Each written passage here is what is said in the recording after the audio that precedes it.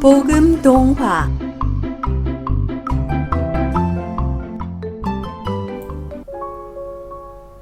야곱의 하나님 첫 번째 이야기.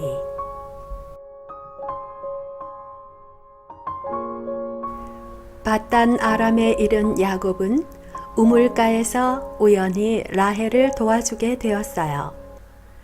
라헬은 양떼에게 물을 먹이며 야곱과 이야기를 나누었어요. 그런데 야곱이 자신의 아버지인 라반의 조카임을 알게 되었어요. 집으로 달려간 라헬은 라반에게 이 소식을 전하였고 라반은 야곱에게 반갑게 달려갔어요. 오, 내가 내 누이 리브가의 아들이구나. 정말로 너는 내 뼈요 내 살이다. 라고 기뻐하며 말했어요. 형으로부터 도망한 야곱은 그때부터 외삼촌 라반의 집에서 지내게 되었어요. 어느 날 라반은 야곱에게 품삯도 주지 않고 일을 시킬 수는 없는 일이다. 내가 너에게 무엇을 해주면 좋겠느냐? 하고 물었어요. 야곱은 첫눈에 반한 아름답고 예쁜 라헬을 생각하며 말했어요. 삼촌의 작은 딸 라헬과 결혼하게 해주십시오. 그렇게 해주시면 삼촌을 위해 7년 동안 일하겠습니다. 그래, 다른 사람에게 라헬을 주는 것보다는 너에게 주는 것이 낫겠지. 그래, 좋다. 그래서 야곱은 라헬과 결혼하기 위해 7년 동안 열심히 일했어요. 그렇지만 라헬을 너무나 사랑했기 때문에 7년이 며칠 정도로 느껴졌어요. 드디어 7년이 지나자 라반은 동네 사람들을 불러 잔치를 베풀었어요. 하지만 라반은 라헬이 아닌 첫째 딸 레아를 야곱의 방에 들게 했습니다. 다음날 야곱은 레아와 잠을 잔 것을 알고 외삼촌에게 따졌어요. 저는 라헬과 결혼하려고 열심히 일했습니다. 하지만 왜 저를 속이셨습니까? 우리 지방에서는 큰 딸보다 작은 딸을 먼저 시집 보내는 법이 없네. 우선 레아와 결혼식 기간이 끝나면 라헬도 자네에게 주겠네. 그 대신 나를 위해 7년 더 일해주게나. 야곱은 할 수 없이 레아와의 결혼식 기간을 채웠고 라반은 약속대로 7일 후 라헬을 야곱의 아내로 주었습니다. 야곱은 레아보다 라헬을 더 사랑했습니다. 여호와 하나님께서는 레아가 사랑받지 못하는 것을 보시고 레아가 아기를 낳을 수 있도록 해주셨어요. 남편에게는 사랑받지 못했지만 하나님이 주신 6명의 아들은 레아에게 큰 기쁨이 되었어요. 하지만 라헬은 아이를 가지지 못했습니다. 여러 날이 지나고 하나님은 라헬이 아들을 낳을 수 있도록 해 주셨어요. 그 아들이 바로 요셉이지요. 요셉이 태어난 후 야곱이 외삼촌 라반에게 말했어요. 이제는 제 가족을 데리고 고향으로 돌아가고 싶습니다. 지금까지 제가 열심히 일한 것을 잘 아시지요? 제 발길이 닿는 곳마다 하나님께서는 이곳에 복을 주셨습니다. 괜찮다면 계속 있게나. 여호와께서 나에게 복을 주신 것이 다 자네 때문인 것을 내가 알고는 있네. 품삯은 자네가 달라는 대로 주겠네. 알겠습니다. 하지만 이제는 제 식구들을 위해서 일해야 할 것 같습니다. 그래? 내가 자네에게 무엇을 해주면 좋겠는가? 장인의 가축들 중 얼룩이 있거나 검은 가축을 골라 저에게 주십시오. 그러면 장인 어른의 가축대를 돌보겠습니다. 좋아, 자네 말대로 하겠네.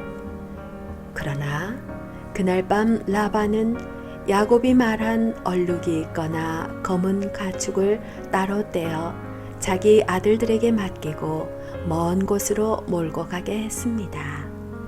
또 야곱을 속인 것이지요.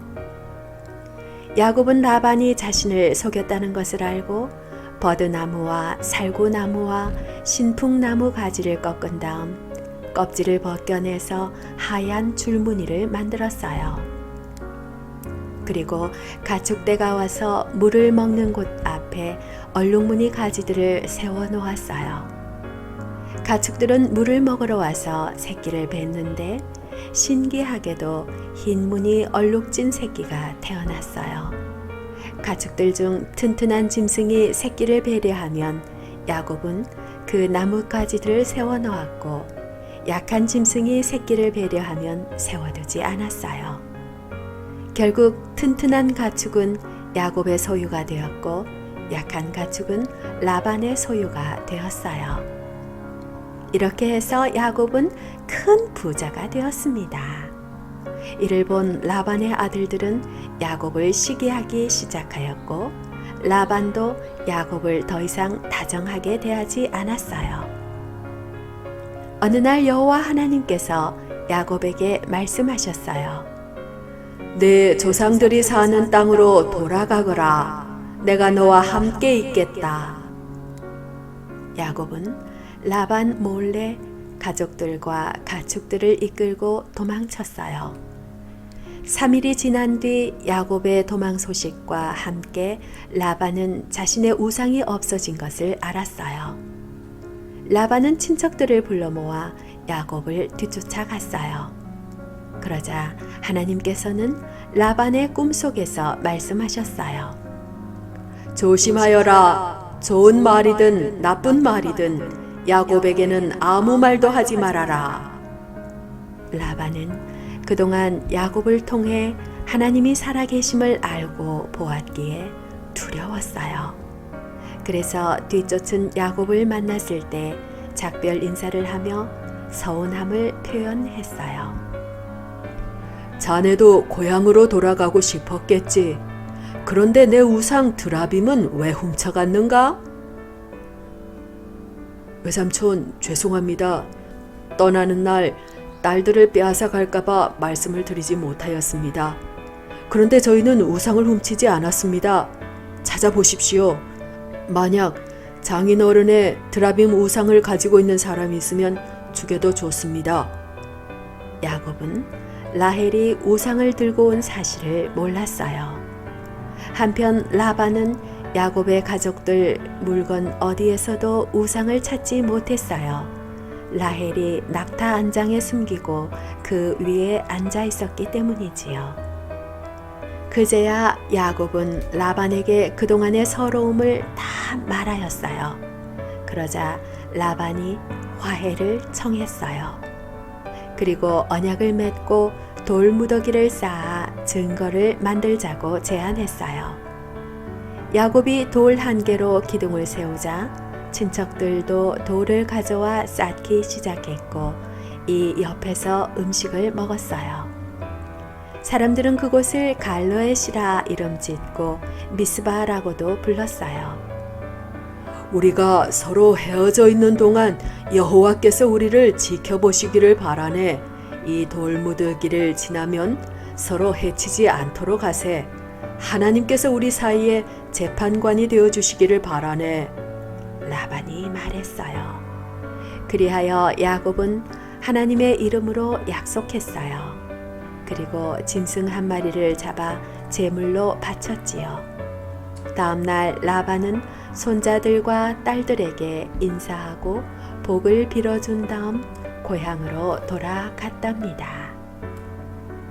야곱은 여러 가지 꾀를 내어 형을 속여 장자권을 받고 아버지를 속여 장자의 축복을 받는 잘못을 저질렀어요.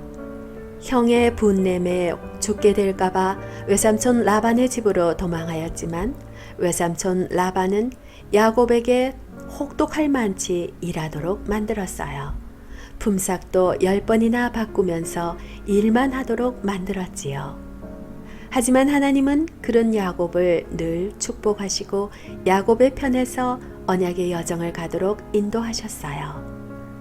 이제 고향으로 돌아가는 야곱에게는 형 에서라는 큰 산을 통과하여야 해요. 하나님이 또 어떻게 인도하시는지 야곱의 두 번째 이야기에서 다시 만나요. 승리하세요.